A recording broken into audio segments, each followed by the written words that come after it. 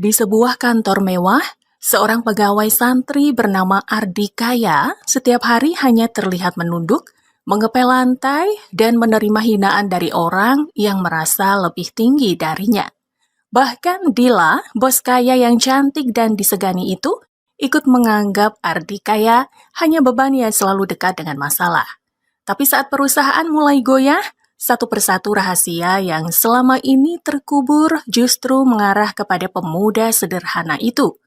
Orang yang paling sering dicaci ternyata menyimpan pengorbanan besar yang tak pernah diketahui siapapun. Dan ketika Dila mulai sadar siapa Ardikaya sebenarnya, semuanya sudah nyaris terlambat.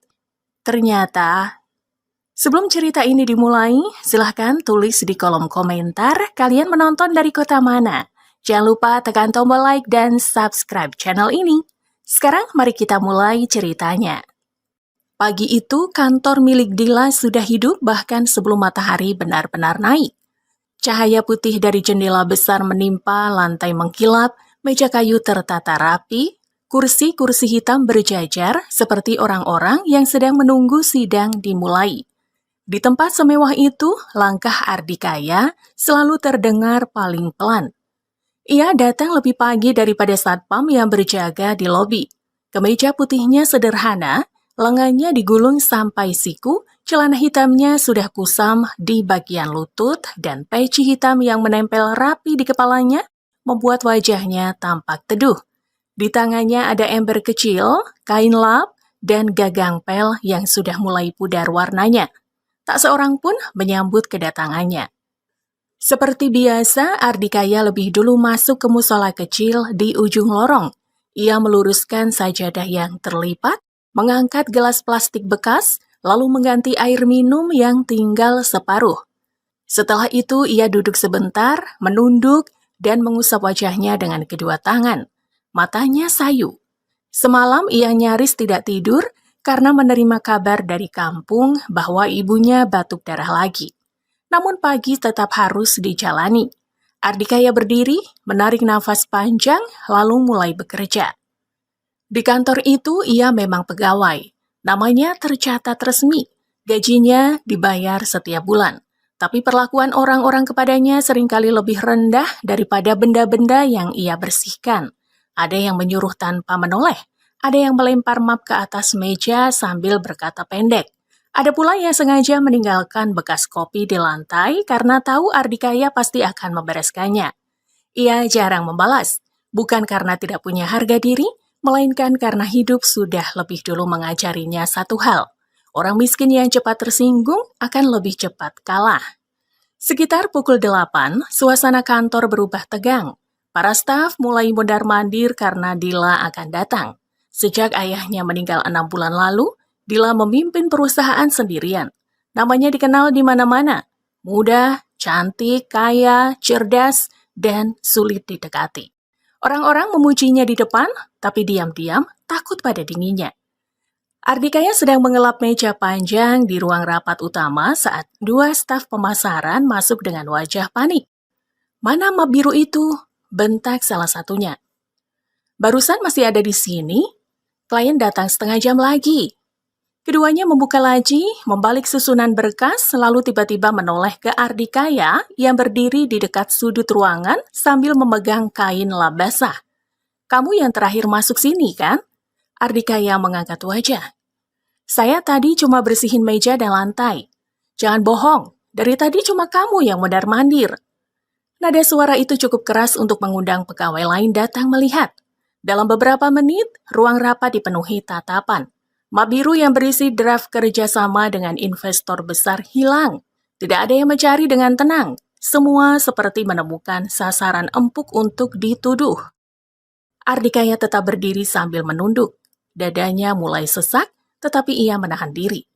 Ia memang melihat seseorang keluar dari ruangan itu beberapa menit sebelum keributan. Orang itu Revan, kepala keuangan yang selalu wangi, selalu rapi, dan selalu bicara seolah seluruh kantor ada di bawah telapak tangannya. Tapi Ardikaya belum punya bukti. Menyebut namanya sekarang hanya akan membuat suasana semakin buruk. Tapi saat suara bisik-bisik makin tajam, pintu ruang rapat terbuka. Dila masuk. Ia mengenakan blazer beige muda yang jatuh pas di tubuhnya, kemeja putih bersih, dan sepatu hak rendah berwarna senada. Rambut hitam panjangnya bergelombang rapi. Wajahnya tenang, tapi ketenangan itu justru membuat ruangan terasa dingin. Ia belum berkata apa-apa, namun semua orang langsung menepi. "Ada apa?" tanyanya singkat. Salah satu staf buru-buru menjawab, "Map kerjasama hilang, Bu. Tadi terakhir yang ada di ruangan ini cuma Ardikaya." Nama itu meluncur begitu mudah, seolah cukup satu nama untuk menutup semua kemungkinan lain. Dila menatap Ardikaya. Tatapannya tajam, lurus, dan tidak ramah. Ardikaya membalas dengan kepala tertunduk, jari jemarinya masih menggenggam kain lap yang mulai menetes. "Kamu ambil?" tanya Dila. "Tidak, Bu. Lalu kenapa setiap ada masalah, kamu selalu ada di sekitarnya?" Kalimat itu menghantam lebih keras daripada bentakan. Beberapa pegawai saling lirik, lalu ada yang tersenyum kecil. Mereka seperti menikmati momen ketika orang paling bawah dipaksa menelan malu di depan semua orang. Ardikaya menjawab pelan, "Saya cuma kerja, Bu." Wajah Dila tidak berubah. Perusahaan ini tidak butuh orang yang cuma kerja tapi bikin ceroboh. Kalau map itu tidak ditemukan dalam 15 menit, kamu tanggung akibatnya. Tak ada satu orang pun yang membela. Bahkan orang-orang yang pernah ditolong Ardikaya pun diam. Di kantor besar, rasa takut sering lebih cepat muncul daripada rasa adil. Ardikaya menunduk lebih dalam. "Baik, Bu." Dila berbalik dan keluar. Aroma parfumnya tertinggal sesaat di udara, lalu digantikan lagi oleh aroma tegang dan malu. Setelah ruangan agak sepi, Ardikaya melanjutkan mencari sambil menelusuri lorong luar. Di dekat parkiran samping, matanya menangkap sesuatu di kursi belakang mobil operasional. Sebuah map biru terjepit di antara tumpukan map lain. Kaca mobil itu tidak tertutup rapat. Ardikaya mengenali mobil itu. Mobil Revan. Ia diam beberapa detik.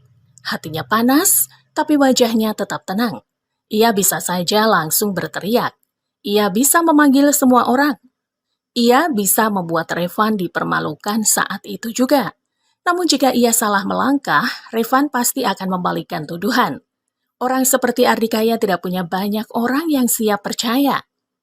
Ia akhirnya mengambil map itu pelan, lalu menyerahkannya ke meja resepsionis.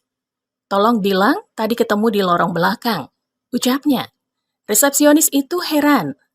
"Mas mau kasih tahu siapa yang bawa?" Ardikaya menggeleng. "Tidak usah." Beberapa menit kemudian, rapat besar tetap berjalan. Klien datang. Dila masuk ke ruang rapat dengan wajah sama dinginnya. Seakan tidak terjadi apa-apa. Tidak ada permintaan maaf. Tidak ada tatapan penyesalan. Hanya kesibukan dan wibawa yang tetap berdiri tegak. Dari balik kaca, Ardikaya melihat Dila duduk di kursi paling depan, memegang kopi kertas, anggun seperti orang yang tak pernah salah menilai siapapun. Pemandangan itu indah sekaligus menyakitkan. Jarak antara mereka bukan cuma meja kantor dan lantai yang sedang ia pel, tetapi juga dunia yang berbeda jauh. Sore hari, seorang staf sengaja menumpahkan sisa teh ke lorong sambil tertawa kecil bersama temannya. "Panggil santri pel," katanya. Ardikaya datang, membawa lap, lalu berjongkok membersihkan noda itu. Saat ia mengusap lantai, bayangan wajah ibunya terlintas. Rumah kayu kecil, obat yang belum terbeli, suara batuk yang makin berat. Semua itu menahan lidahnya agar tetap sabar. Menjelang maghrib, kantor mulai sepi. Satu persatu pegawai pulang. Lampu sebagian dipadamkan. Hanya koridor utama dan ruang direksi yang masih terang. Ardikaya tetap bekerja sendiri, mengepel lantai dari ujung ke ujung. Bunyi pel yang bergesek dengan keramik terdengar panjang dan sepi.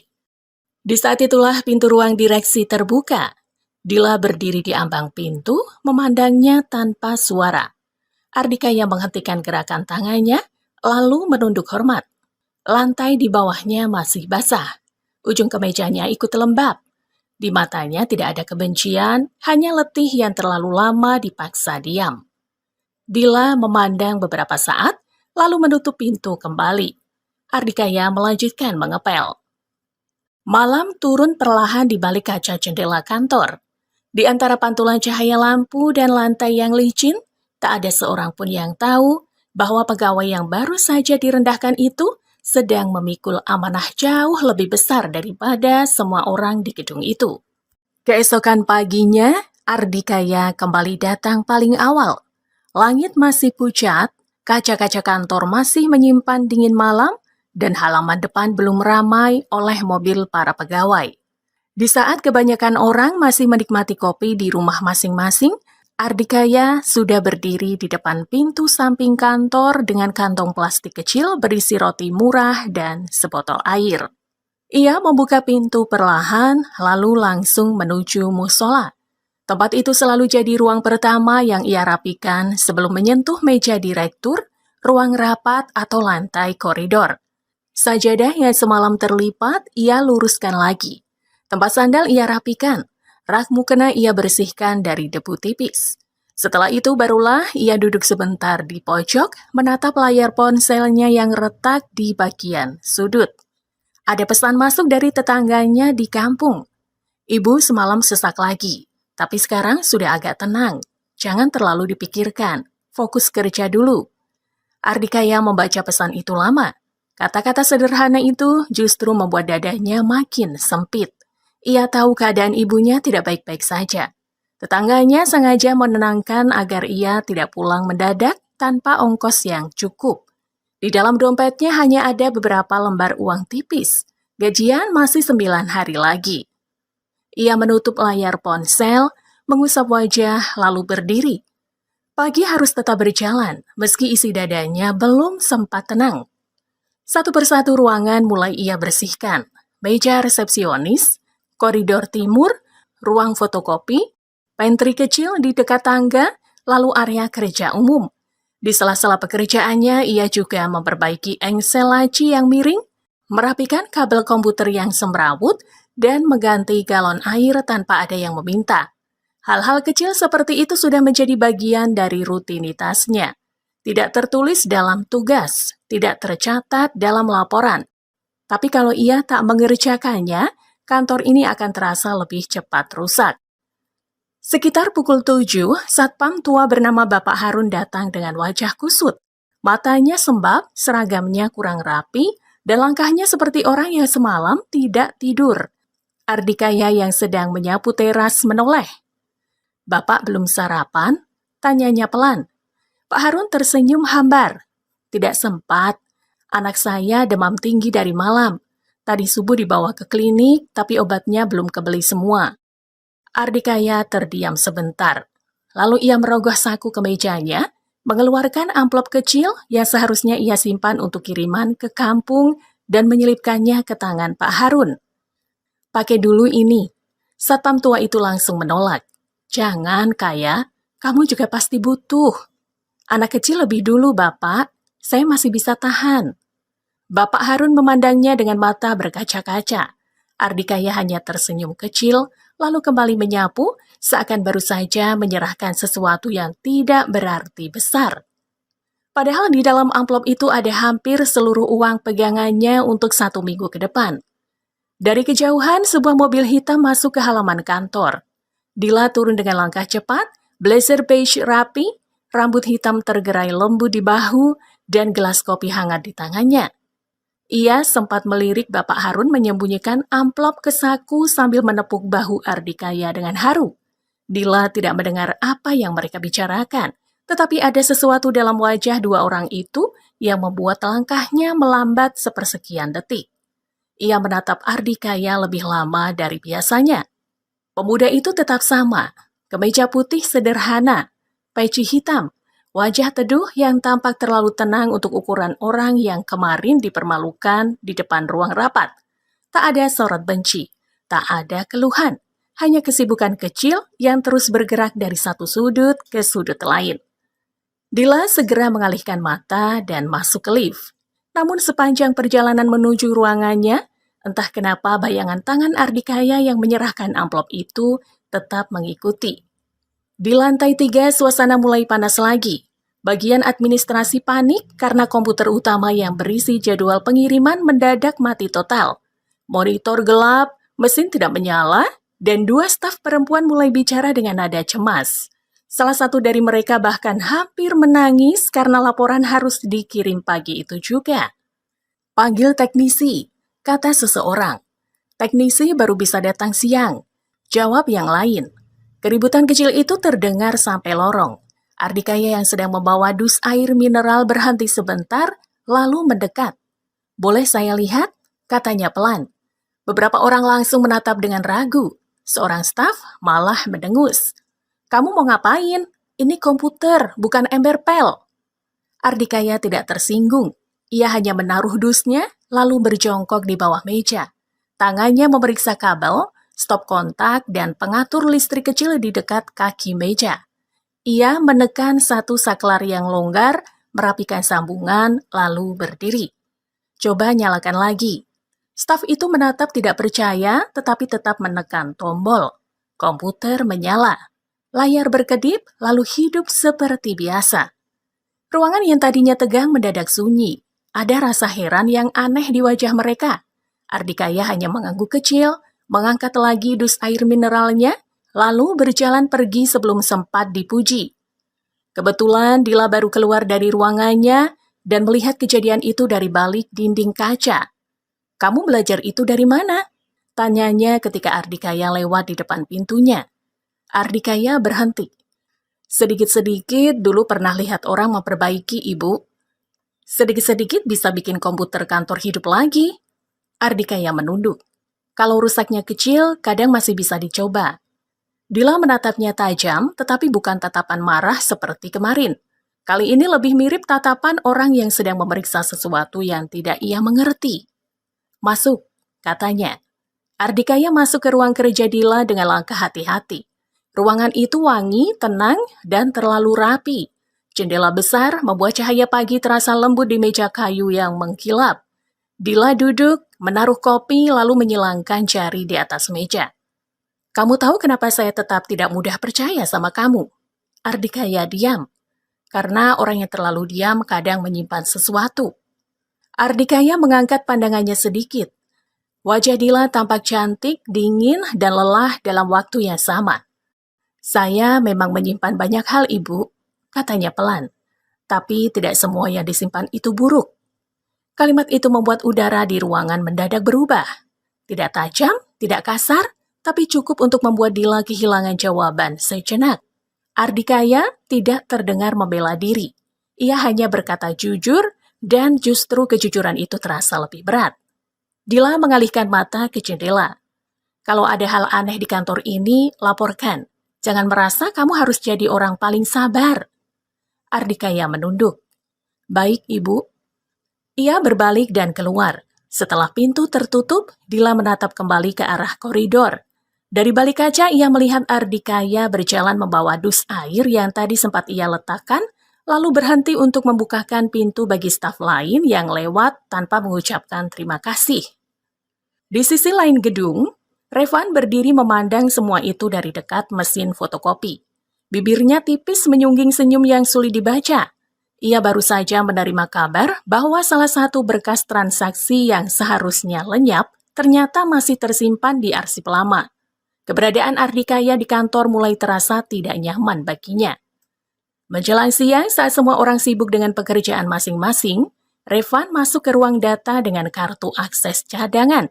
Tangannya bergerak cepat membuka laci, memindahkan beberapa map, lalu menutupnya kembali dengan rapi. Tidak ada suara, tidak ada saksi. Hanya kamera kecil di sudut lorong yang berkedip sebentar sebelum layarnya mendadak gelap. Sementara itu, Ardikaya sedang duduk sendiri di dekat pantry belakang, memakan roti murah yang tadi belum sempat ia sentuh, tanpa tahu bahwa namanya kembali sedang disiapkan untuk menanggung kesalahan yang belum ia buat. Sejak pagi itu, suasana kantor terasa seperti kain yang ditarik terlalu tegang. Semua orang bekerja lebih cepat tapi tidak lebih tenang. Ada wajah yang pura-pura sibuk, ada yang sering keluar masuk ruang keuangan, ada pula yang mulai berbisik setiap kali Ardikaya lewat membawa map atau air minum. Sesuatu sedang bergerak di bawah permukaan dan Ardikaya bisa merasakannya. Ia sedang merapikan berkas di meja administrasi ketika dua pegawai perempuan di dekat mesin cetak saling berbisik cukup keras untuk terdengar. Kalau sampai data investor bocor, habislah kita. Selama masih ada orang yang bisa dijadikan kambing hitam, tenang saja. Setelah kalimat itu keduanya tertawa kecil, bukan tawa bahagia. Lebih seperti bunyi tipis dari orang yang sudah terbiasa menertawakan nasib orang lain. Ardikaya tidak menoleh. Ia tetap menyusun berkas, lalu membawanya ke ruang arsip. Lorong menuju ruang arsip selalu dingin. Lampunya putih, sepi, dan membuat langkah kaki terdengar lebih jelas.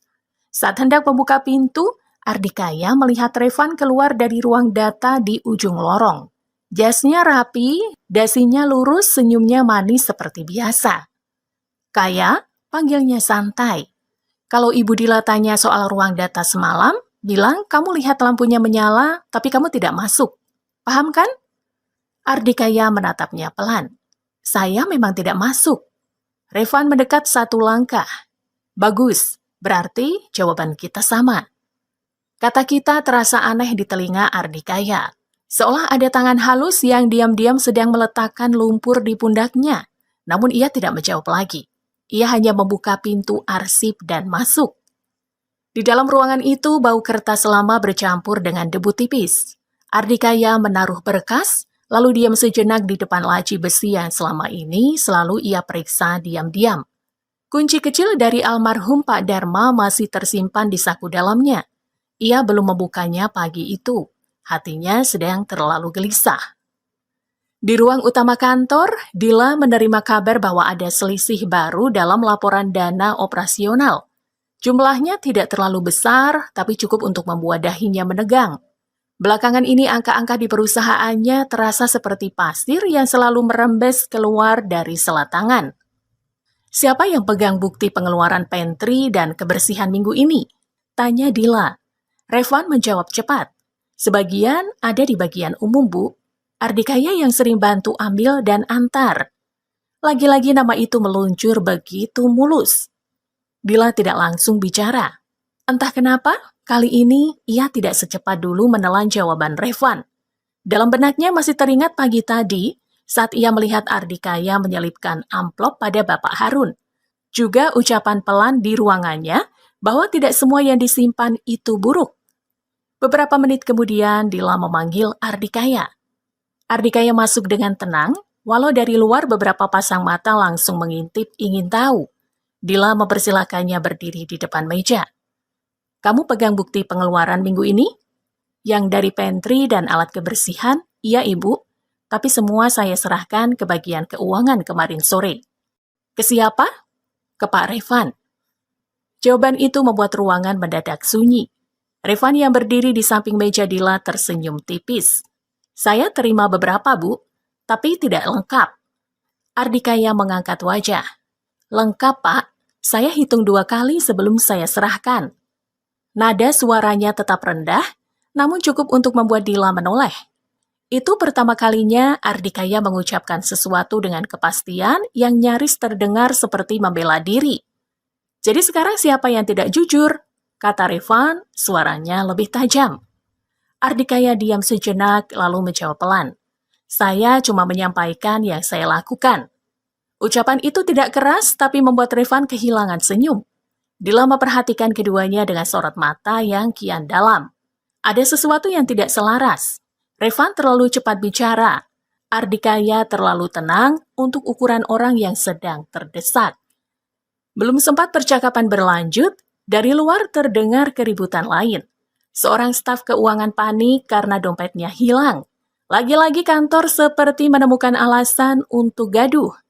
Tas diperiksa, meja dibuka, dan suara tuduhan mulai beterbangan seperti abu. Ardikaya mundur dari depan meja Dila dan hendak keluar membantu mencari, tapi satu suara menghentikannya. Coba periksa loker dia saja sekalian, seru seseorang dari luar. Seisi dada Ardikaya terasa dingin. Dila berjalan keluar ruangan. Lorong sudah dipenuhi pegawai yang pura-pura sibuk namun sesungguhnya menikmati keramaian itu. Tatapan mereka lagi-lagi mengarah ke satu orang yang paling sederhana penampilannya. "Kunci loker saya ada di saku," kata Ardikaya pelan. Tidak ada protes, tidak ada panik. Ia bahkan menyerahkan kunci itu sendiri kepada Dila.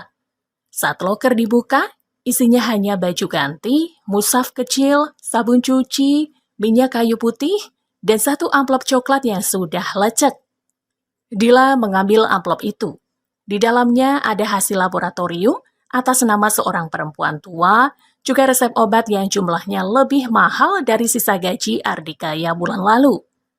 Wajah beberapa pegawai yang tadinya penuh curiga mulai berubah canggung.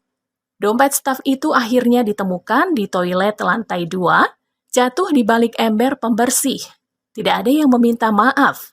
Orang-orang hanya bubar perlahan, seolah tidak baru saja menguliti harga diri seseorang di depan umum. Dila masih memegang amplop resep itu ketika Ardikaya menunduk untuk mengambil kembali barang-barangnya. "Ibu saya sakit," katanya lirih tanpa diminta. "Kalau saya kadang terlihat lelah, itu sebabnya." Dila tidak tahu kenapa kalimat sesederhana itu terasa seperti menampar bagian paling keras dari dirinya. Ia mengembalikan amplop tersebut tanpa suara. Ardikaya menutup loker, lalu membawa ember pel ke lorong belakang.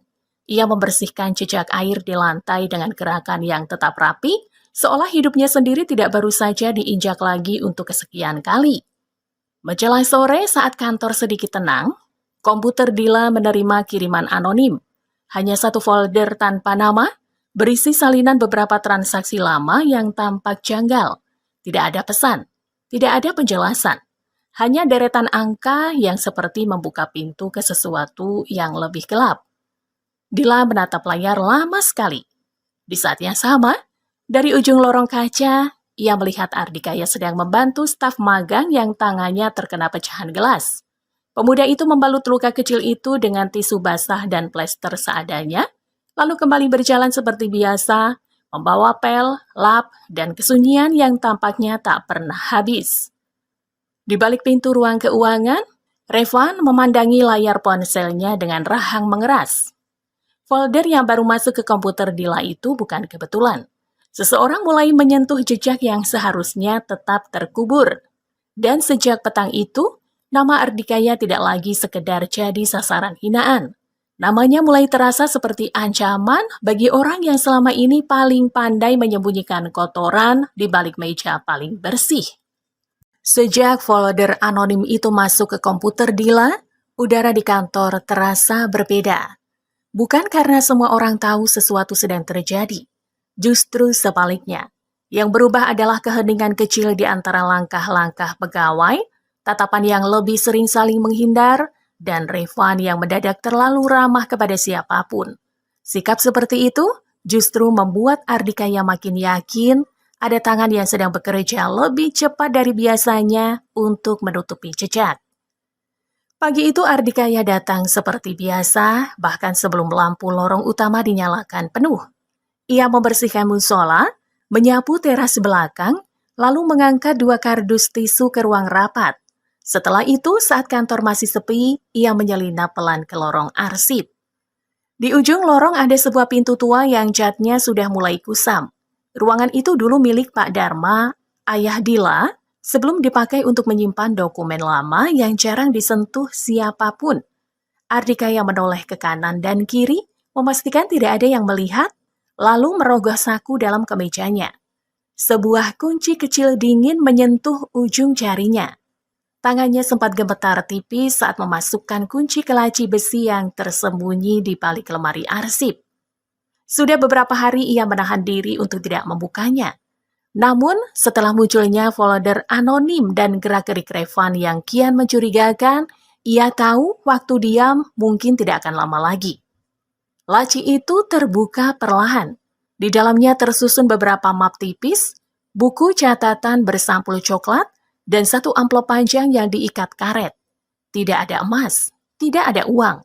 Tapi bagi Ardikaya, isi laci itu lebih berat daripada seluruh benda mahal di kantor. Di sanalah Pak Dharma menyimpan salinan transaksi, catatan tangan, dan pesan yang dulu diberikan langsung kepadanya. Wajah hari itu kembali datang ke ingatannya. Beberapa bulan sebelum meninggal, Pak Dharma pernah menemuinya di pesantren kecil pinggir kota. Bukan di kantor, bukan di hotel, melainkan di teras musola setelah sholat maghrib. Pria tua itu duduk lama sambil batuk tertahan, lalu berkata dengan mata yang sangat letih bahwa perusahaannya sedang dikelilingi orang-orang yang tampak sopan, namun hatinya penuh hitungan gelap. "Saya tidak takut kehilangan harta," kata Pak Dharma waktu itu. "Saya takut Dila belajar mengenali manusia ketika semuanya sudah terlambat." Ardikaya yang saat itu hanya pemuda biasa sempat bingung mengapa orang sebesar Pak Dharma bicara kepadanya dengan nada sepenting itu. Namun pria tua itu kemudian menggenggam pundaknya dan meminta sesuatu yang tak pernah ia bayangkan. "Masuklah ke perusahaan.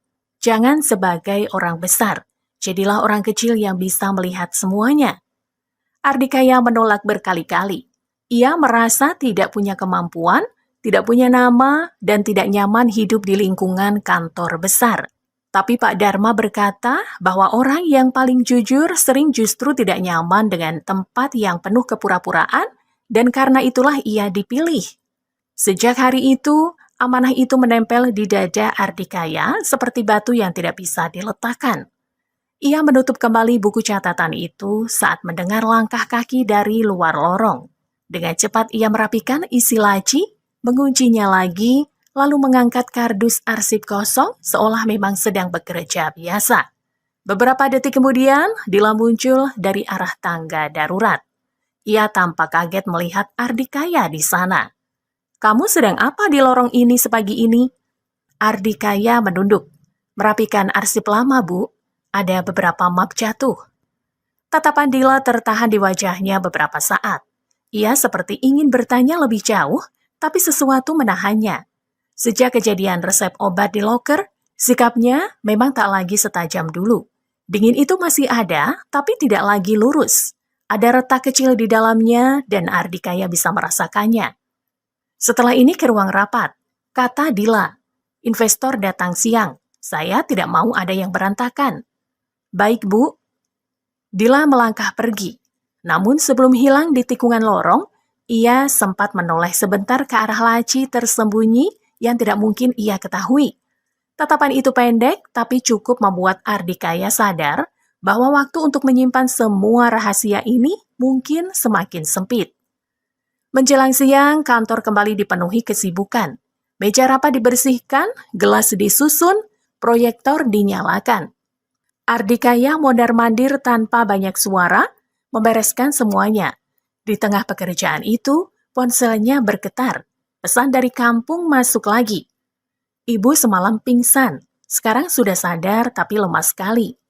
Ardikaya membaca pesan itu sambil berdiri di dekat pantry belakang. Tangannya menegang. Beberapa saat ia menunduk, menahan sesuatu di tenggorokan. Lalu ia memasukkan kembali ponselnya, mengambil nafas panjang, dan melanjutkan mengangkat nampan minum ke ruang rapat seolah tak terjadi apa-apa. Siang itu pertemuan berjalan panas. Investor meminta penjelasan tentang beberapa angka yang tidak cocok. Revan yang duduk di sisi kanan Dila menjawab cepat, dan terlalu mulus. Dila mendengarkan, tapi sorot matanya tak lagi sepenuhnya percaya. Beberapa kali ia membalik halaman laporan seperti sedang mencari sesuatu yang hilang di antara kata-kata. Di luar ruang rapat, Ardikaya berdiri dekat pintu sambil menunggu bila dipanggil. Dari celah kaca, ia melihat Dila menekan pelipisnya pelan. Wajah perempuan itu tetap anggun, tetapi kelelahan di matanya makin sulit disembunyikan. Untuk sesaat, Ardikaya teringat pesan terakhir Pak Dharma. "Kalau nanti dia marah padamu, jangan cepat membencinya. Anak saya terbiasa hidup di tengah orang yang berebut muka. Ia akan lama belajar membedakan siapa yang benar-benar tulus." Kalimat itu dulu terdengar lembut, kini rasanya seperti beban yang mengiris. Pertemuan selesai menjelang sore. Investor pulang dengan wajah belum sepenuhnya puas. Dila masuk ke ruangannya tanpa bicara kepada siapapun. Revan justru tampak lebih gelisah daripada biasa. Ia beberapa kali memeriksa ponsel, lalu menghilang ke lantai bawah. Malam mulai turun. Satu persatu pegawai pulang. Ardikaya masih harus mengepel lorong barat dan membereskan pantry. Tenaganya nyaris habis, perutnya sejak siang kosong. Kepalanya terasa berat karena memikirkan ibunya di kampung dan laci rahasia yang semakin sulit dijaga. Setelah semua selesai, ia masuk ke musola kecil, duduk di sudut dinding, lalu membuka amplop resep obat ibunya. Kertas itu sudah lecek karena terlalu sering dibuka. Matanya menatap daftar obat yang belum seluruhnya sanggup ia beli. Di samping amplop itu ada buku catatan kecil berisi rincian pengeluaran, kiriman uang, dan jadwal kontrol. Tanpa sadar, tubuhnya yang kelelahan menyerah. Kepalanya bersandar ke dinding, matanya tertutup. Beberapa menit kemudian, langkah sepatu berhenti di depan pintu musola. Dila berdiri di sana. Ia tadinya hendak pulang, tapi lampu musola yang masih menyala membuatnya menoleh. Dari ambang pintu, ia melihat Ardikaya tertidur dalam posisi duduk, wajahnya pucat, tangan kanannya masih menggenggam kertas resep, dan di dekat lututnya tergeletak kantong obat yang tampak murah dan nyaris kosong. Dila tidak masuk, ia hanya berdiri, sangat diam, menatap pemuda yang selama ini paling mudah ia curigai, namun justru tertidur di atas lantai dingin sambil memeluk daftar obat ibunya seperti orang yang tidak punya tempat lain untuk meletakkan lelah. Di lorong yang sepi itu, untuk pertama kalinya, hati Dila terasa terusik oleh rasa yang belum sempat ia beri nama. Sejak malam ketika Dila melihat Ardikaya tertidur di musola sambil menggenggam resep obat ibunya, ada sesuatu yang berubah di dalam dirinya. Perubahan itu tidak besar, tidak sampai membuat suaranya mendadak lembut atau sikapnya langsung hangat. Dila tetap datang dengan langkah tegap, tetap mengenakan wajah dingin yang membuat orang-orang buru-buru merapikan diri. Namun di balik semua itu, pikirannya tak lagi setenang dulu setiap kali melihat Ardikaya menunduk berjalan di lorong kantor. Pagi itu Dila berdiri di dekat jendela ruangannya sambil memegang secangkir kopi yang nyaris tidak diminum. Di bawah sana, dari kaca lantai 3, ia melihat Ardikaya sedang memindahkan kardus air mineral sendirian. Gerakannya tenang, rapi, dan tanpa suara. Kemeja putihnya sudah sedikit basah di bagian punggung karena keringat. Peci hitamnya tetap terpasang rapi, meski wajahnya terlihat pucat. Entah kenapa pemandangan sederhana itu terasa mengganggu. Dila memalingkan wajah dan mencoba menatap laporan keuangan. Tetapi angka-angka di layar tidak masuk dengan mudah. Yang muncul justru bayangan tangan Ardikaya yang menggenggam resep lusuh, kantong obat murah, dan wajah lelah yang bahkan saat tidur pun tampak seperti orang yang belum selesai memikul sesuatu. Tok-tok, pintu ruangannya diketuk. Revan masuk sambil membawa map abu-abu dan senyum yang terlalu halus. Laporan untuk pengiriman klien Timur sudah saya siapkan, Bu. Dila mengangguk. Taruh saja. Revan meletakkan map, lalu menambahkan dengan nada santai. Ada sedikit kendala kemarin. Berkas sempat tertahan di bagian umum. Untung bisa saya kejar cepat. Tertahan di mana? Tanya Dila tanpa mengangkat kepala. Di meja distribusi. Seperti biasa, yang pegang alur awal kan Ardikaya. Nama itu lagi. Dila menatap map di depannya, lalu perlahan mengangkat wajah. Kamu yakin? Revan sempat terdiam sepersekian detik sebelum kembali tersenyum. Data alurnya begitu, Bu. Jawaban itu tidak langsung memuaskan. Ada sesuatu dalam cara Revan bicara yang makin hari terasa terlalu licin, seperti lantai yang dipoles berlebihan sampai orang mudah terpeleset. Setelah Revan keluar, Dila membuka rekaman distribusi berkas yang tersimpan di sistem. Ia membaca satu persatu waktu masuk dan keluar. Memang nama Ardikaya muncul di awal, tapi ada jeda cukup panjang sebelum berkas sampai ke meja keuangan. Jeda itu justru membuat dahi Dila mengeras. Belum sempat ia memeriksa lebih jauh, dari luar ruangannya terdengar suara ribut. Salah satu staf pemasaran masuk setengah panik. Bu, dokumen pengiriman yang sudah ditandatangani klien belum ketemu. Dila menutup map keras-keras. Cari yang benar. Sudah, Bu. Tadi katanya terakhir ada di dekat pantry belakang. Pantry belakang adalah area yang sering dilewati Ardikaya. Nama itu memang belum disebut, Tetapi udara di kantor seperti sudah tahu kemana tudingan akan diarahkan. Dila keluar dari ruangannya. Beberapa pegawai berdiri di lorong dengan wajah tegang. Di antara mereka, Ardikaya sedang membawa troli kecil berisi gelas bersih. Saat melihat keributan itu, ia berhenti. "Ada apa?" tanyanya pelan. Belum sempat ada yang menjawab, seorang staf lain lebih dulu menyahut. "Tiap ada berkas hilang, tempatnya dekat kamu terus." Kalimat itu jatuh begitu saja, mentah dan kasar. Ardikaya tidak membalas. Ia hanya menatap lantai sesaat, lalu memegang lebih erat gagang troli. Dia memandang wajah itu dan untuk pertama kalinya, tuduhan seperti itu tidak lagi terdengar wajar di telinganya. Justru terdengar terlalu mudah.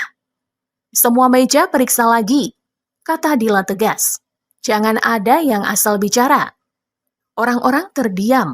Kalimat itu sederhana, tetapi cukup mengejutkan karena tidak seperti biasanya. Dulu dia mungkin akan langsung menatap Ardikaya lebih dulu. Kali ini tidak. Dokumen itu akhirnya ditemukan terjepit di bawah baki plastik dekat ruang fotokopi. Kesalahan sepele, kecerobohan biasa, namun lorong tetap menyisakan rasa malu yang tipis. Tidak ada yang meminta maaf kepada Ardikaya. Mereka hanya kembali sibuk seolah beberapa detik sebelumnya tidak sempat melemparkan luka. Ardikaya mendorong trolinya perlahan ke arah pantry. Dila melihat punggungnya menjauh, lalu tanpa sadar berkata, "Ardikaya?" Pemuda itu berhenti dan berbalik. "Setelah ini ke ruangan saya." "Baik, Bu." Saat Ardikaya masuk beberapa menit kemudian, Dila sudah duduk di balik meja. Berkas menumpuk di depannya, tapi ia tidak langsung bicara. Ia menatap wajah Ardikaya yang terlihat lebih kurus daripada minggu lalu. Ada bayangan lelah di bawah matanya yang tak bisa ditutupi bahkan dengan ketenangan. "Ibumu bagaimana?" tanya Dila tiba-tiba. Ardikaya tampak kaget, sangat kecil tapi terlihat jelas. "Masih sakit, Bu." "Berat?" Ardikaya mengangguk. "Lumayan." Hanya satu kata, tapi rasanya seperti membawa banyak malam tanpa tidur di dalamnya. Dila menurunkan pandangan ke meja. Ia tidak terbiasa masuk ke wilayah serapuh itu. Ia lebih pandai membaca angka daripada membaca luka orang. Namun sejak mengetahui sedikit tentang hidup Ardikaya, semuanya mulai terasa tidak sesederhana perintah dan bawahan. "Kalau kamu butuh izin pulang kampung, bilang," ucapnya. Ardikaya diam sesaat, lalu menjawab pelan. "Terima kasih, Bu, tapi untuk sekarang saya masih harus di sini." "Kenapa masih harus di sini?" Pertanyaan itu keluar lebih cepat daripada yang ia rencanakan. Ardikaya terdiam lebih lama. Ada sesuatu yang bergerak di matanya, seperti rahasia yang sudah sampai di bibir lalu ditarik kembali sebelum jatuh. "Saya masih punya tanggung jawab," katanya akhirnya. Jawaban itu membuat jantung Dila berdetak aneh. Tanggung jawab kepada apa, kepada siapa, dan mengapa nada suaranya terdengar seperti orang yang menahan lebih banyak daripada yang ia ucapkan. Ardikaya pamit keluar. Setelah pintu tertutup, Dila tetap duduk diam. Kepalanya penuh oleh kalimat pendek itu.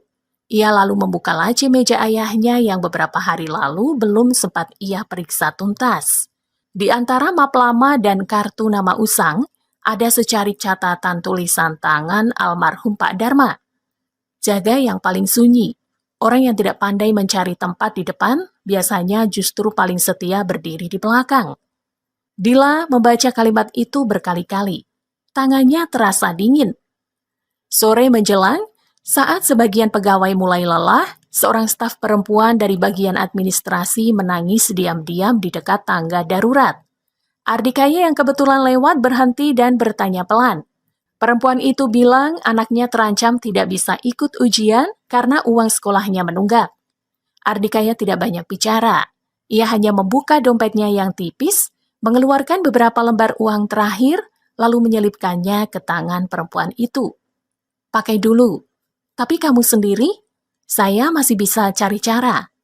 Dari ujung lorong, Dila melihat semuanya. Tak ada panggung. Tak ada orang lain yang memuji. Tak ada maksud agar perbuatan itu diketahui siapapun. Ardikaya melakukannya begitu saja, lalu pergi ke pantry belakang untuk mencuci gelas seperti tidak baru saja menyerahkan uang terakhir yang mungkin ia simpan untuk ibunya sendiri. Di dalam dada Dila, sesuatu mulai retak lebih lebar. Sementara itu, di ruang keuangan, Revan menerima salinan laporan internal yang diam-diam sudah mulai diperiksa ulang oleh Dila. Rahangnya mengeras. Permainan yang selama ini ia atur dengan tenang mulai bergeser. Dan orang yang paling ia khawatirkan tetap sama, bukan karena jabatan, bukan karena kuasa, melainkan karena Ardikaya terlalu dekat dengan jejak lama yang seharusnya sudah mati bersama waktu. 2 hari setelah hati Dila mulai goyah, badai yang sesungguhnya datang. Pagi itu kantor belum benar-benar ramai saat Revan sudah duduk di ruang keuangan dengan wajah lebih pucat dari biasanya. Ia beberapa kali melihat ponselnya, lalu menutup layar cepat saat ada orang lewat. Di sisi lain gedung, Dila baru saja menerima panggilan dari salah satu investor. Suara di seberang terdengar keras, nyaris menuduh. Ada data penawaran perusahaan yang bocor ke pesaing. Dila langsung berdiri. Wajahnya yang semula tenang mendadak menegang. Data itu bukan dokumen biasa. Itu berisi angka penawaran, strategi negosiasi, dan jadwal langkah perusahaan untuk 3 bulan ke depan. Jika benar bocor, kerugiannya tidak kecil. Dalam waktu singkat, ruang rapat utama dipenuhi para kepala bagian. Revan duduk paling depan dengan map hitam di tangannya. Beberapa staf tampak cemas, beberapa lagi justru lebih sibuk saling melirik, seperti orang yang sudah menunggu akan ada nama tertentu yang dilempar ke tengah. Ardikaya dipanggil dari lorong belakang saat sedang mengganti air galon. Ia masuk ke ruang rapat dengan langkah tenang, tetapi dadanya langsung terasa berat begitu melihat suasana wajah di hadapannya. Dila berdiri di ujung meja. Tatapannya tidak lagi sekedar dingin. Ada lelah, marah, dan kecewa bercampur jadi satu. Data ruang penawaran bocor semalam, kata Dila. Akses terakhir terekam dari lorong ruang data. Ruangan itu sunyi. Revan lalu membuka map hitamnya. Saya sudah cek rekaman akses. Kartu yang terbaca terakhir milik Ardikaya. Beberapa orang langsung menoleh. Ardikaya mengangkat wajah perlahan. Kartu saya? Ya. Jawab Revan cepat. Jam 9:20 malam. Ardikaya diam sesaat. Ia ingat betul tadi malam ia memang masih di kantor sampai lewat jam 9, tetapi ia berada di lorong sebelah karena pipa dekat gudang menetes lagi. Saat itu Revan sempat meminjam kartu aksesnya dengan alasan pintu gudang macet dan petugas teknik belum datang. Ardikaya meminjamkannya tanpa curiga. Kini semuanya terasa seperti perangkap yang baru menutup. Semalam kamu masuk ruang data? Tanya Dila. Saya tidak masuk, Bu. Lalu kenapa kartumu tercatat? Ardikaya menatap meja beberapa detik. Di titik itulah ia tahu satu kata yang salah bisa membuat keadaan lebih buruk. Menyebut Revan tanpa bukti hanya akan terdengar seperti upaya menyelamatkan diri. Tetapi diam juga terasa seperti menandatangani hukuman untuk dirinya sendiri. Saya ke lorong sebelah, Bu. Katanya akhirnya. Ada kebocoran kecil. Revan langsung menyela. Jawaban seperti itu terlalu mudah. Semua orang bisa bilang tidak masuk. Suara beberapa pegawai mulai terdengar. Ada yang menghela nafas, ada yang berbisik, ada yang sudah lebih dulu membentuk keputusan di kepala mereka. Di ruangan itu, Ardikaya sekali lagi menjadi nama yang paling mudah dipakai untuk menutup rasa takut orang lain. Dila menatapnya lekat. Entah karena tekanan, karena data yang bocor, atau karena rasa percaya yang belum sempat tumbuh utuh, suaranya kali ini terdengar lebih keras dari hari-hari sebelumnya. Kenapa setiap masalah besar selalu berada sangat dekat dengan kamu? Kalimat itu menampar ruangan. Ardikaya tidak membalas. Jari tangannya hanya mengencang di sisi tubuh. Wajahnya pucat, tapi tetap tenang. Dila justru semakin gelisah melihat ketenangan itu. Ia ingin menangkap kebohongan, tapi yang ia lihat hanya seseorang yang lelah. Sampai semua jelas, ucap Dila, suaranya lebih datar kini. Kamu diberhentikan sementara. Tak ada satu orang pun yang bersuara membela. Ardikaya menunduk. Baik, Bu. Revan mengeluarkan nafas kecil, hampir seperti lega. Beberapa pegawai saling pandang. Tak ada yang bertepuk tangan, tapi suasana ruangan mengandung sesuatu yang lebih pahit dari itu, yaitu kenyamanan karena masalah sudah punya tumbal. Ardikaya melepas kartu aksesnya dari saku dada, lalu meletakkannya di atas meja rapat. Setelah itu, ia menyerahkan kunci ruang arsip, kunci gudang, dan buku catatan inventaris yang biasa ia bawa. Semua ia letakkan satu persatu dengan gerakan rapi, seperti orang yang bahkan saat dipatahkan pun masih berusaha tidak berantakan. Sebelum berbalik, matanya sempat bertemu dengan mata Dila. Tidak ada amarah di sana. Justru itulah yang membuat dada Dila terasa lebih sesak. Andaikan Ardikaya marah atau membela diri dengan keras, mungkin semuanya terasa lebih mudah. Namun pemuda itu hanya menunduk pelan dan berkata, "Saya pamit." Ia keluar dari ruang rapat tanpa suara. Setelah pintu tertutup, Dila merasa ruangan itu mendadak lebih pengap. Rapat dibubarkan, tetapi kegelisahan tidak ikut bubar. Di dalam hatinya ada suara yang masih menolak percaya bahwa semua begitu sederhana. Di luar kantor, Ardikaya berdiri lama di dekat halte. Angin siang terasa panas. Di tangannya hanya ada tas kecil berisi baju ganti, mushaf, dan amplop resep obat ibunya. Ia memejamkan mata sebentar, lalu mengeluarkan ponsel. Ada 3 panggilan tak terjawab dari tetangga kampung. Saat ia menghubungi balik, suara dari seberang terdengar cemas. Ibunya sempat sesak lagi dan butuh obat tambahan secepatnya. Ardikaya menatap langit yang putih silau. Uang yang ia punya tidak cukup. Gaji bulan ini belum turun, dan kalau ia diberhentikan sementara, semua akan semakin sulit. Namun sore harinya kabar baru sampai ke telinga para pegawai bawah. Rekening operasional perusahaan mendadak tertahan akibat pemeriksaan internal. Gaji tenaga kebersihan, satpam, dan bagian bawah terancam telat cair. Orang-orang kecil itu mulai panik karena bagi mereka 1 hari terlambat bisa berarti dapur tidak menyala. Ardikaya mendengar kabar itu dari Bapak Harun yang menelpon dengan suara lirih. Satpam tua itu bahkan minta maaf karena sudah mengganggu saat Ardikaya sedang susah. Setelah panggilan berakhir, Ardikaya duduk sendirian di depan pegadaian tua dekat pasar. Lama sekali ia menatap map kusam yang ada di pangkuannya.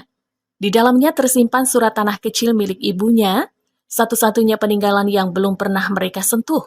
Tanah itu tidak luas, tapi cukup berharga bagi keluarga sekecil mereka. Sore bergerak pelan. Orang keluar masuk pegadaian. Ardikaya masih duduk diam, seolah sedang menunggu keajaiban yang tidak datang-datang. Akhirnya ia berdiri, masuk ke dalam, lalu meletakkan map itu di atas meja petugas dengan tangan yang nyaris tak terasa miliknya sendiri. Malam harinya di kantor, gaji pegawai kecil cair tepat waktu dari setoran tunai tanpa nama. Di kamar kontrakannya yang sempit, Ardikaya duduk di tepi ranjang dengan kwitansi gadai di tangan.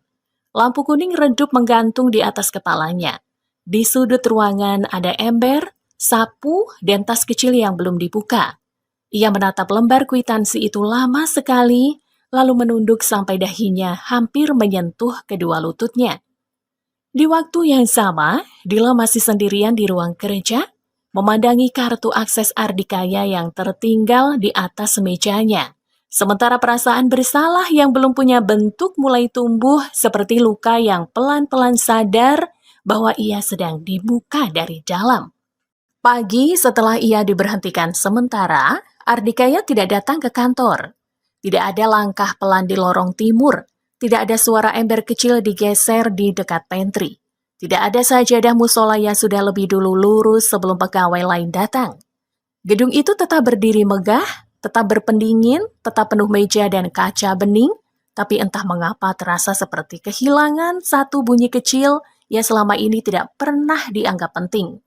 Dila baru menyadarinya saat membuka pintu ruang kerja. Gelas kopinya belum ada. Hal itu sebenarnya sepele. Ia bisa memanggil sekretaris kapan saja. Tapi pagi itu, ketiadaan yang remeh itu terasa seperti noda halus di kaca benaknya. Ia duduk, membuka laptop, mencoba fokus pada laporan dan jadwal, namun matanya justru beberapa kali terangkat ke arah lorong, seperti menunggu seseorang yang sudah jelas tidak akan lewat. Di bawah, suasana kantor mulai menunjukkan retak yang lebih nyata. Pantry berantakan lebih lama dari biasanya. Lampu dekat ruang fotokopi yang sudah 2 hari berkedip tidak ada yang membenahi. Ruang arsip terasa pengap karena ventilasinya macet. Bahkan, musola kecil yang biasanya sunyi dan rapi tampak berbeda. Sajadah bagian belakang terlipat, rak sandal berantakan, dan gelas-gelas bekas air minum masih tersisa di sudut. Tak ada satupun dari hal-hal itu yang besar, tapi semuanya seperti bisikan yang terus mengulang satu nama. Ardi Kaya. Menjelang siang, Bapak Harun naik ke lantai 3 untuk menyerahkan surat paket. Wajah satpam tua itu murung. Saat hendak berbalik, ia ragu-ragu lalu berkata pada sekretaris bahwa ada titipan dari Ardi Kaya. Sekretaris itu meneruskannya ke meja Dila. Sebuah amplop putih tipis. Dila membukanya pelan. Di dalamnya hanya ada uang beberapa lembar dan secari kertas kecil bertulisan tangan rapi. Untuk kebersihan musola selama sebulan. Maaf, saya belum sempat pamit ke semuanya. Hanya itu. Tidak ada kalimat panjang. Tidak ada keluhan. Tidak ada luka yang dituntut untuk dipahami. Orang yang baru saja dipermalukan dan disingkirkan itu masih sempat memikirkan kebersihan musola kantor. Dila membaca kertas itu berkali-kali. Tenggorokannya terasa sempit. Di ruang keuangan, Revan justru tampak lebih gelisah dari sebelumnya. Ia memang berhasil menyingkirkan Ardi Kaya dari kantor, tetapi anehnya suasana tidak menjadi lebih aman. Dila mulai lebih sering meminta dokumen lama. Beberapa catatan transaksi yang dulu tidak pernah disentuh, kini ditarik kembali untuk diperiksa. Sorot mata Dila juga berubah. Ia belum menuduh, tapi tidak lagi menelan semua jawaban begitu saja. Sore itu Dila memanggil bagian teknologi untuk meminta salinan cadangan rekaman lorong ruang data. Hasilnya membuat dahinya mengeras. Rekaman jam 9 malam pada hari kebocoran ternyata rusak tepat di menit yang paling penting. Bukan hilang sepenuhnya, melainkan terpotong pendek, seolah ada yang sengaja merusaknya tanpa ingin terlihat terlalu jelas. Itu bisa rusak sendiri? Tanya Dila. Petugas itu menggeleng. Bisa saja, Bu. Tapi biasanya kalau putus begini, ada campur tangan. Kalimat itu tinggal menggantung di ruangan seperti bau hangus yang tidak terlihat tapi nyata. Sore mulai condong ke maghrib saat Dila akhirnya masuk ke ruang kerja mendiang ayahnya. Ruangan itu jarang ia buka penuh sejak Pak Dharma meninggal. Bukan karena tak penting, melainkan karena setiap benda di dalam sana terlalu penuh kenangan. Bau kayu tua, rak buku gelap, pena yang masih tersimpan di tempat lama, dan foto keluarga yang selalu membuat dadanya sesak jika dilihat terlalu lama. Ia membuka satu demi satu laci. Map lama, kartu nama, buku agenda, berkas pajak, foto acara perusahaan. Tidak ada yang benar-benar menjawab kekacauan yang sedang ia hadapi. Sampai di laci bagian bawah, ia menemukan satu album foto kecil dengan sampul kecoklatan. Di halaman ketiga, tangannya berhenti. Ada foto ayahnya sedang berdiri di depan mobil tua bersama seorang pemuda berpeci hitam. Wajah pemuda itu lebih kurus, lebih muda, tapi Dila mengenalinya dalam 1 detik. Ardi Kaya. Jantungnya berdegup keras. Ia membalik foto itu. Di belakangnya ada tulisan tangan ayahnya. Kalau suatu hari kamu merasa semua orang di dekatmu bicara terlalu manis, lihat orang yang tetap diam tapi tidak pergi. Dila menutup mata sesaat. Tangannya mulai dingin. Kenapa ayahnya punya foto Ardi Kaya? Sejak kapan mereka saling kenal? Mengapa tak pernah sekalipun ayahnya menceritakan ini padanya? Belum habis getar di dadanya, telepon ruangannya berbunyi.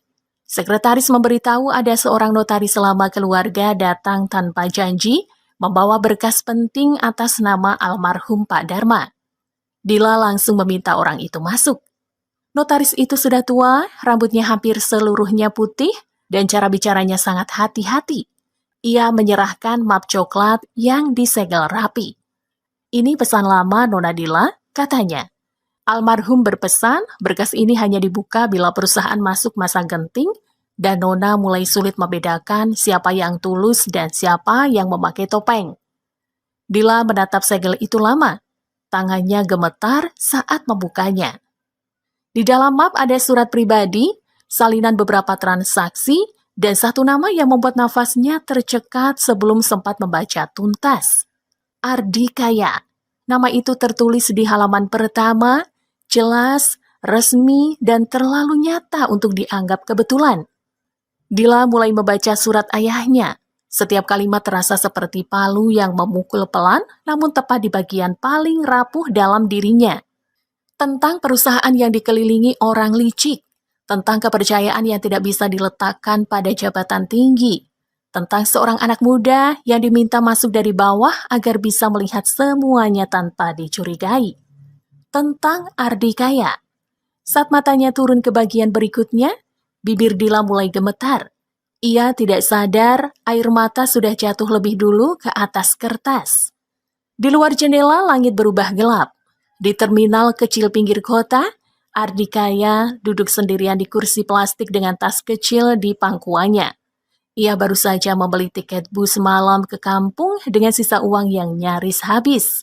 Di tangannya ada obat untuk ibunya, roti murah, dan kwitansi gadai yang dilipat kecil-kecil agar tidak terus terlihat. Tak ada seorang pun menjemputnya, tak ada seorang pun menahannya. Bus yang membawanya pulang belum datang, dan kota mulai menyalakan lampu satu persatu. Ardi Kaya menatap jalan tanpa suara, sementara jauh di dalam gedung yang pernah ia jaga dengan diam, sebuah surat lama akhirnya mulai membangunkan kebenaran yang terlalu lama tertutup. Ruang kerja peninggalan Pak Dharma mendadak terasa sempit bagi Dila.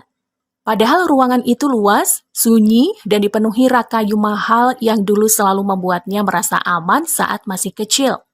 Namun malam itu, setelah membaca beberapa halaman pertama surat ayahnya, dada Dila seperti ditimpa beban yang tidak terlihat. Tangannya gemetar saat memegang lembar demi lembar kertas itu. Tulisan tangan Pak Dharma masih sama seperti yang ia kenal sejak kecil. Tegas, rapi, dan tidak banyak hiasan. Tapi setiap kalimat di surat itu seperti membuka pintu gelap yang selama ini tidak pernah ia duga ada di tengah perusahaan dan di dalam hidupnya sendiri. Ayahnya menulis bahwa sejak 2 tahun terakhir ia mulai mencium kebocoran dana dan pengkhianatan dari orang-orang kepercayaan. Ia tidak bisa bertindak terbuka karena sebagian pelaku justru berada terlalu dekat dengan meja utama. Ia juga menulis bahwa Dila terlalu muda dan terlalu terbiasa hidup di antara orang yang pandai menyenangkan hati, sehingga dikhawatirkan sulit membedakan ketulusan dan kepentingan jika semuanya pecah sekaligus. Lalu nama itu muncul lagi, Ardi Kaya. Bukan sekedar nama pegawai bawahan, bukan sekedar orang yang kebetulan pernah dikenal ayahnya. Di surat itu tertulis jelas bahwa Ardi Kaya masuk ke perusahaan atas permintaan langsung Pak Dharma. Ia diminta bekerja dari bawah, melihat tanpa menonjol, mendengar tanpa mengundang curiga, dan menjaga beberapa salinan bukti agar tidak ikut hilang jika suatu hari kantor dibersihkan oleh tangan yang salah. Dila menutup mulutnya sendiri, air matanya jatuh tanpa suara. Semua kejadian berputar kembali di kepalanya. Tatapan dingin di ruang rapat, tuduhan demi tuduhan, resep obat ibunya, amplop untuk musola, uang yang ia berikan kepada orang lain, padahal dirinya sendiri kekurangan. Semua yang selama ini tampak kecil mendadak menyatu seperti pecahan kaca yang akhirnya menunjukkan bentuk utuh. Notaris tua itu berdiri diam di depan meja, memberi Dila waktu untuk menelan isi surat tersebut. Setelah beberapa saat, ia mengeluarkan map lain dari tas kulitnya. "Ini salinan yang dulu disimpan almarhum," katanya pelan. "Beliau bilang, bila waktunya tiba, Nona harus melihat sendiri siapa yang menutup lubang perusahaan dengan tangan kosong." Dila membuka map itu. Di dalamnya ada salinan transaksi, daftar rekening, buku pemindahan dana, catatan rapat lama, dan satu halaman khusus yang membuat nafasnya patah. Di halaman itu terdapat catatan tentang beberapa kali kekurangan gaji pegawai bawah yang diam-diam tertutup oleh setoran tunai tanpa identitas. Pada tiap setoran ada kode kecil yang dulu hanya dipahami Pak Dharma. Kode itu merujuk pada satu nama, Ardi Kaya. Tidak mungkin, bisik Dila. Notaris itu menunduk pelan. Saya juga berharap dulu tidak sejauh ini, Nona, tapi almarhum sangat percaya pada anak muda itu. Dila buru-buru membalik halaman lain. Tangannya makin gemetar saat melihat lampiran fotokopi surat gadai. Tanggalnya baru, bahkan belum genap seminggu. Nama pemiliknya tertulis jelas, Ardikaya bin Mahfud. Objek gadai berupa tanah warisan keluarga di kampung. Di bawah lampiran itu ada catatan kecil dari petugas lama yang masih mengenali jalur amanah Pak Dharma. Dana masuk untuk menutup gaji pegawai kecil yang tertahan. Dila tidak sanggup berdiri. Ia jatuh duduk perlahan ke kursinya, menatap surat gadai itu seperti orang yang baru sadar dirinya selama ini sedang hidup di atas pengorbanan seseorang yang terus ia lukai. Pemuda yang ia usir dari rapat itu ternyata baru saja menggadaikan tanah warisan ibunya agar para pegawai kecil tetap bisa menerima gaji tepat waktu. Pemuda yang ia anggap dekat dengan masalah justru orang yang menambal kebocoran perusahaan dengan hidupnya sendiri. Dila menunduk, kedua bahunya bergetar. Tangis yang selama ini ia tahan setelah ayahnya meninggal, malam itu pecah bersama rasa malu yang lebih menusuk daripada apapun. Di sisi lain kantor, notaris itu mulai menyusun dokumen untuk pemeriksaan resmi. Beberapa angka dicocokkan, beberapa nama mulai terlihat makin jelas. Jejak Revan muncul berulang kali seperti noda yang akhirnya terkena cahaya. Ada aliran dana fiktif, ada penggelembungan pembayaran, ada transaksi palsu yang selama ini tertutup oleh kebiasaan semua orang mempercayai jas dan kata-kata manis. Dila menghapus air matanya kasar, lalu berdiri. Panggil semua kepala bagian besok pagi, katanya dengan suara serak, dan kirimkan orang untuk mencari Revan malam ini juga. Notaris itu mengangguk. Tapi sebelum itu, lanjut Dila, nafasnya belum benar-benar stabil. Saya harus temukan Ardikaya. Ia meminta sekretaris menghubungi semua nomor yang mungkin. Kontrakan Ardikaya kosong. Ponselnya aktif tapi tidak diangkat. Bapak Harun bilang tadi sore Ardikaya sempat menelpon dan berpamitan singkat. Tidak ada tujuan pasti, hanya katanya ingin pulang kampung karena ibunya memburuk. Pulang kampung. Dua kata itu menghantam Dila lebih keras daripada berita kebocoran data. Tiba-tiba ia membayangkan Ardikaya duduk sendirian membawa tas kecil, obat murah, dan rasa sakit yang tidak pernah sempat ia ceritakan. Ia membayangkan pemuda itu pergi tanpa satu pun pembelaan, tanpa satu pun nama yang ia seret jatuh bersamanya, seolah seluruh luka memang cukup ia tanggung sendiri. Malam semakin larut saat Dila akhirnya menemukan alamat kampung dari berkas pegawai lama. Sebuah desa kecil yang jauh dari pusat kota, alamat sederhana yang bahkan tak memiliki nama jalan besar. Ia menatap kertas itu lama, lalu menggenggamnya erat. Sebelum keluar ruangan, matanya jatuh lagi pada surat ayahnya. Di bagian akhir ada satu kalimat yang tadi sempat ia lewati karena air matanya terlalu deras. Kalau suatu hari kamu membaca ini setelah menyakiti Ardikaya, jangan cari alasan untuk memaafkan diri sendiri. Cari dia, dengarkan diamnya, lalu belajar betapa mahal harga sebuah ketulusan.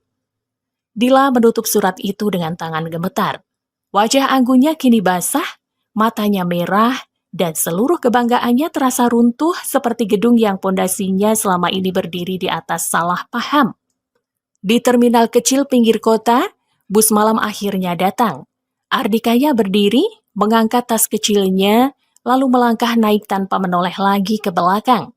Lampu kota memantul sebentar di kaca jendela saat kendaraan itu mulai bergerak, membawa pergi orang yang paling berjasa dari tempat yang tak pernah tahu cara menghargainya. Perjalanan menuju kampung Ardikaya terasa jauh lebih panjang daripada angka kilometer yang tertera di layar mobil. Dila duduk di kursi belakang tanpa benar-benar bersandar. Di tangannya masih ada surat ayahnya yang sudah kusut di bagian tepi karena terlalu sering digenggam. Sejak keluar dari kantor, ia tidak banyak bicara. Ia hanya menatap jalan, lampu kota yang semakin jarang, lalu deretan sawah yang mulai menggantikan gedung dan ruko. Semakin jauh mobil bergerak, semakin asing dunia di luar kaca baginya.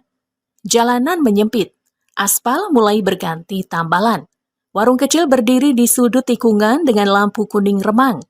Anak-anak berlari tanpa alas kaki. Beberapa ibu duduk di teras rumah sambil menampi beras. Semuanya tampak sederhana, tenang, dan sangat jauh dari hidup Dila yang selama ini terbiasa dengan lift, ruang rapat, dan suara pendingin ruangan. Di tengah kesunyian itu, rasa bersalah di dada Dila justru tumbuh makin keras.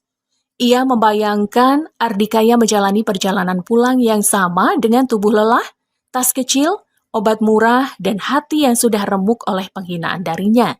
Ia membayangkan pemuda itu duduk di dalam bus tanpa ada yang tahu bahwa orang yang paling banyak menahan beban perusahaan justru pulang sebagai orang tertuduh. "Sudah dekat, Bu," kata sopir pelan. Mobil akhirnya berhenti di depan rumah kecil berdinding papan. Halamannya sempit, tanahnya padat tapi bersih. Ada pot tanaman sederhana di samping tangga kayu, jemuran kain di belakang, dan lampu teras yang cahayanya lemah. Tidak ada pagar tinggi, tidak ada kesan megah. Semuanya tampak jujur dalam kemiskinannya. Dila turun perlahan. Sepatu mahalnya menginjak tanah yang masih menyimpan dingin malam. Untuk beberapa detik, ia hanya berdiri memandangi rumah itu dengan tenggorokan yang terasa sempit. Sulit dipercaya bahwa pemuda yang setiap hari menjaga kantor mewahnya pulang ke tempat sesederhana ini. Di teras, Ardikaya sedang duduk di bangku kayu sambil mengipas ibunya yang terbaring di dipan dekat jendela. Ia mengenakan baju rumahan yang sangat sederhana. Peci hitamnya terletak di samping botol obat. Saat mendengar suara mobil, ia menoleh. Begitu melihat Dila, seluruh tubuhnya seperti diam sesaat. Tidak ada marah yang meledak di wajahnya. Tidak ada teriakan. Hanya kelelahan yang sangat dalam dan jarak yang tiba-tiba terasa lebih menyakitkan daripada bentakan apapun. Dila melangkah pelan menuju teras. "Ardikaya," suaranya pecah sebelum sempurna. Ardikaya berdiri. "Ibu sedang istirahat, Bu."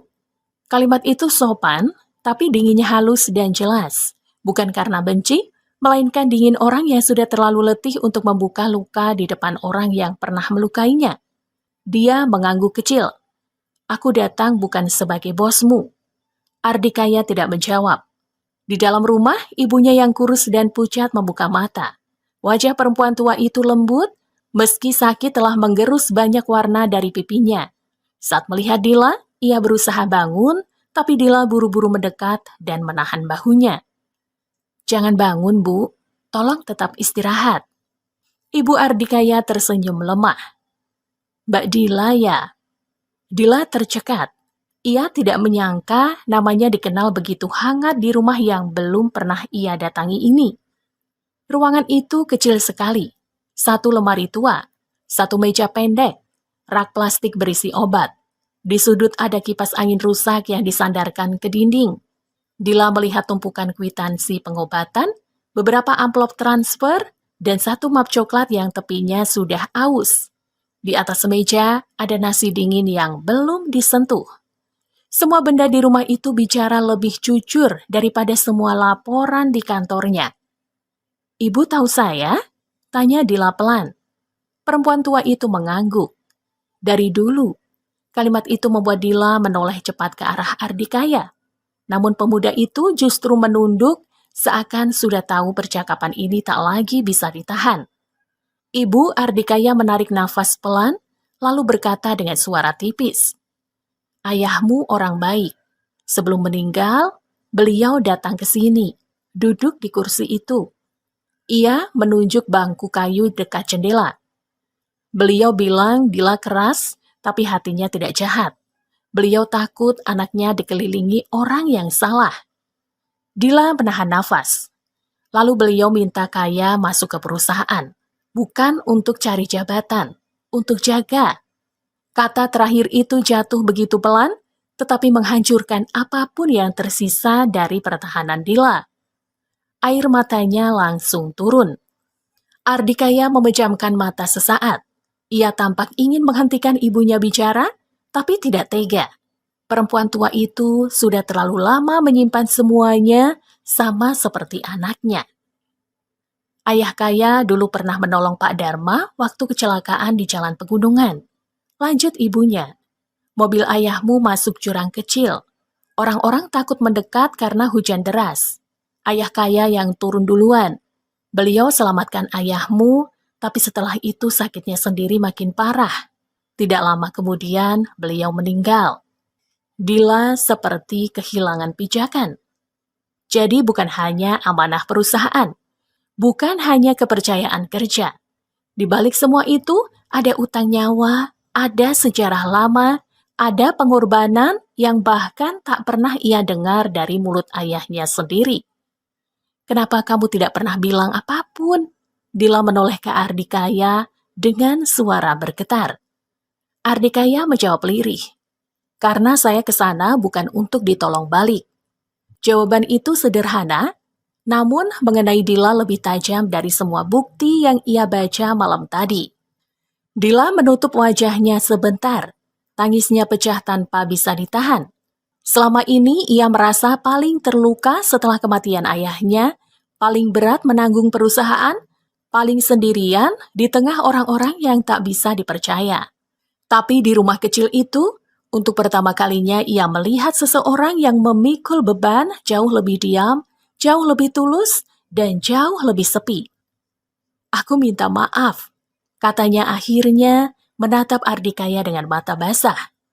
Aku sudah salah, aku sudah terlalu kejam. Aku sudah percaya pada orang yang salah dan justru melukai orang yang menjaga aku. Ardikaya diam. Angin malam masuk dari jendela kecil, menggerakkan tirai tipis yang sudah pudar warnanya. Wajah Ardikaya tetap tenang, tetapi matanya tampak sangat lelah, seolah permintaan maaf itu datang setelah terlalu banyak hal terlanjur patah. Ibu Ardikaya batuk pelan. Dila spontan mengambil gelas air dan membantu menyanggah punggung perempuan tua itu. Tangannya gemetar saat memegang gelas plastik murah itu. Belum pernah ia merasa sekecil ini di hadapan hidup.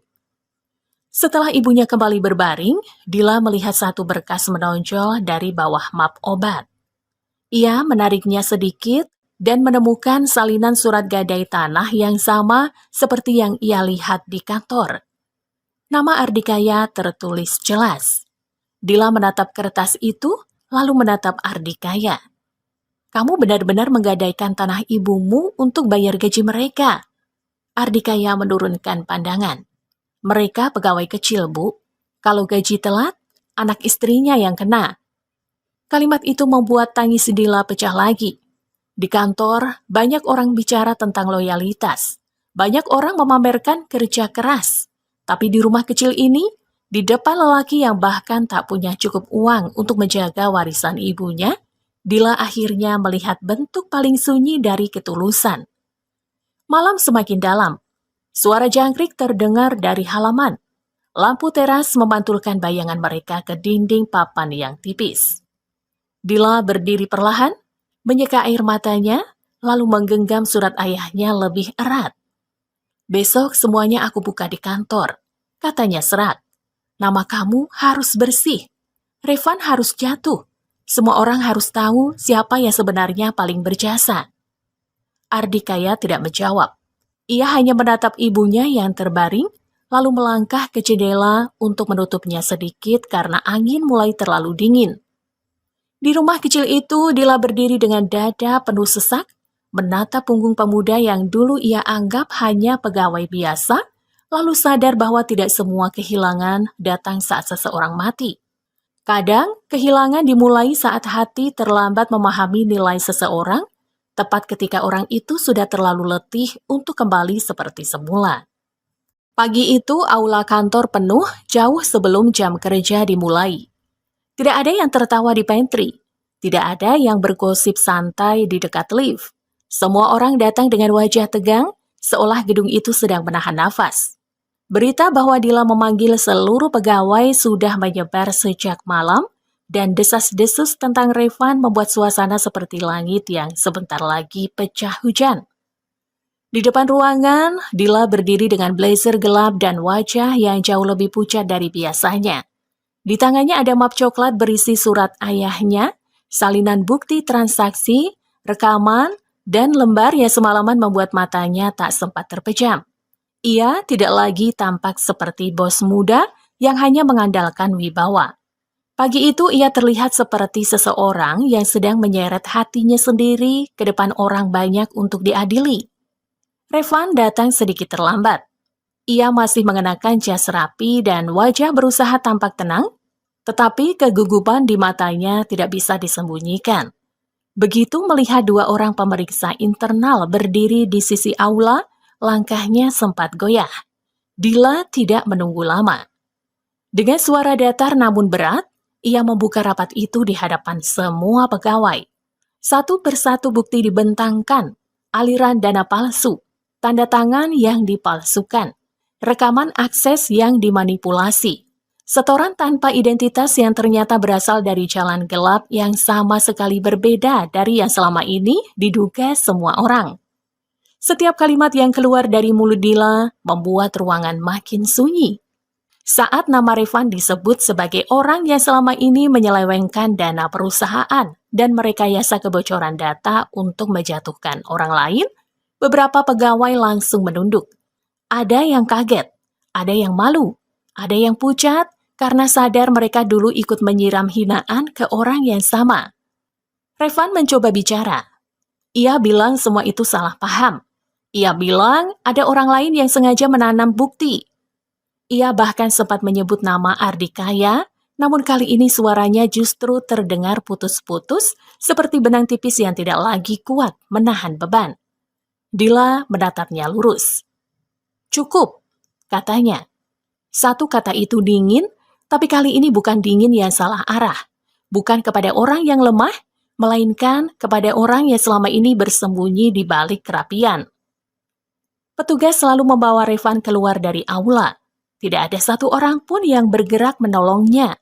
Jas mahal dan wajah licin yang dulu membuat banyak orang menelan semua ucapannya, kini tak lebih dari kulit yang lepas dari daging busuk. Namun bagi Dila, kejatuhan Revan belum menyelesaikan apapun. Ia menatap seluruh pegawai. Matanya merah, tetapi suaranya justru semakin pelan. Pelan sekali, sampai semua orang harus benar-benar diam untuk mendengarnya.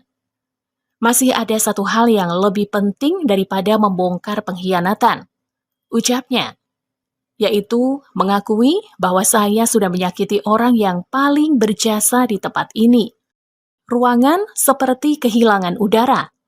Dari pintu aula, Bapak Harun masuk perlahan ditemani Ardikaya. Pemuda itu datang dengan kemeja putih sederhana, celana hitam, dan peci yang sama seperti biasanya. Tidak ada pakaian baru. Tidak ada wajah yang menuntut pembelaan. Ia berdiri sangat tenang di ambang pintu, seolah bukan dirinya yang sedang dibicarakan seluruh ruangan. Beberapa pegawai langsung tak sanggup mengangkat wajah. Dila turun dari panggung kecil di depan aula. Langkahnya pelan, lalu berhenti beberapa langkah di hadapan Ardikaya. Untuk sesaat, tidak ada suara selain dengung pendingin ruangan yang terasa sangat jauh. "Saya pernah merendahkan orang yang paling banyak menjaga perusahaan ini," kata Dila dengan suara bergetar. "Saya pernah memarahi, menuduh, dan menyingkirkan orang yang ternyata diam-diam menutup lubang yang kami buat sendiri." Tangannya gemetar saat membuka surat ayahnya. Ardikaya masuk ke perusahaan ini atas amanah almarhum ayah saya. Ia bukan sekedar pegawai biasa. Ia orang yang diminta menjaga perusahaan dari dalam saat ayah saya tidak lagi yakin pada orang-orang di sekelilingnya.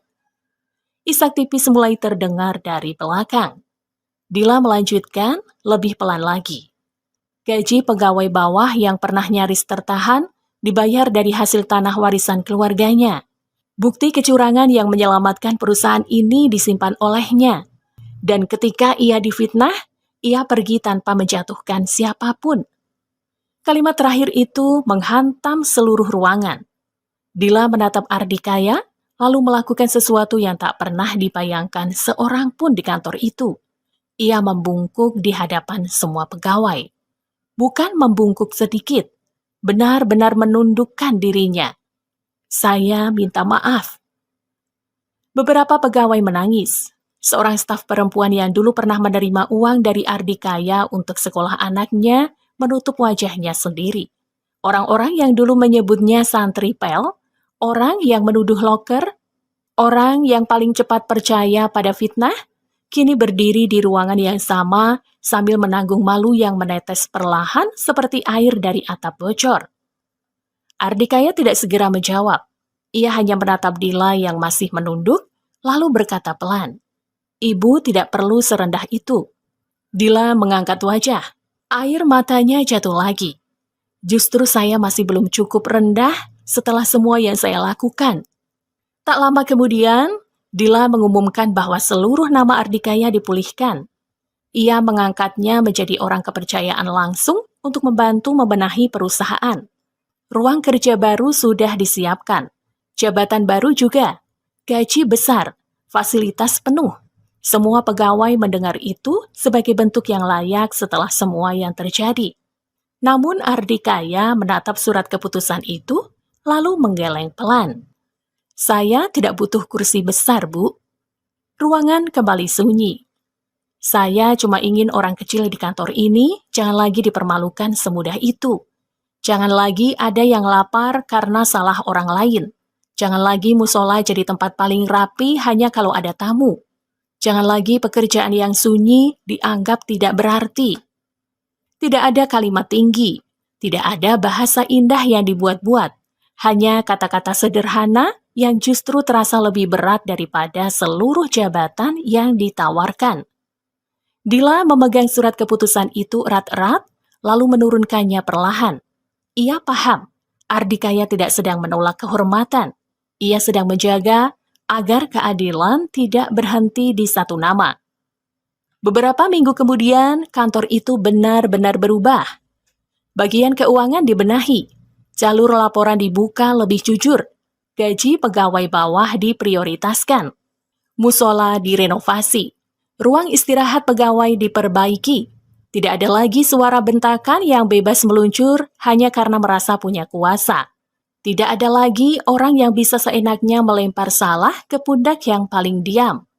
Ardikaya tetap bekerja di sana. Bukan di ruang paling mewah, tetapi di tempat yang kini membuat suaranya didengar tanpa harus berteriak. Dia pun sering terlihat berjalan ke lorong belakang, berhenti sebentar di musola, atau memeriksa sendiri ruang pegawai yang dulu tak pernah sempat ia lihat dengan hati. Pada suatu sore, cahaya matahari masuk miring ke musola yang baru direnovasi. Rak sandal tertata rapi. Sajadah bersih, udara di dalamnya tenang. Ardikaya sedang membenahi gelas minum saat Dila datang membawa kotak obat dari kota untuk ibunya. Mereka berdiri berdekatan tanpa meja besar, tanpa kursi bos, tanpa jarak yang dulu begitu tajam. "Masih marah sama saya?" tanya Dila lirih. Ardikaya menatap cahaya yang jatuh ke lantai, lalu menjawab pelan. "Luka itu ada, Bu. Tapi tidak semua luka harus tinggal jadi marah." Dila menggenggam kotak obat itu lebih erat. Matanya basah, tetapi kali ini tidak seputus asa dulu. Ada harapan kecil, halus, dan hangat, seperti cahaya sore yang jatuh pelan tanpa suara. Di musola yang dulu selalu Ardikaya rapikan sendiri, dua orang itu berdiri dalam diam yang berbeda. Bukan lagi diam yang berisi salah paham, melainkan diam yang pelan-pelan belajar memulihkan apa yang pernah patah.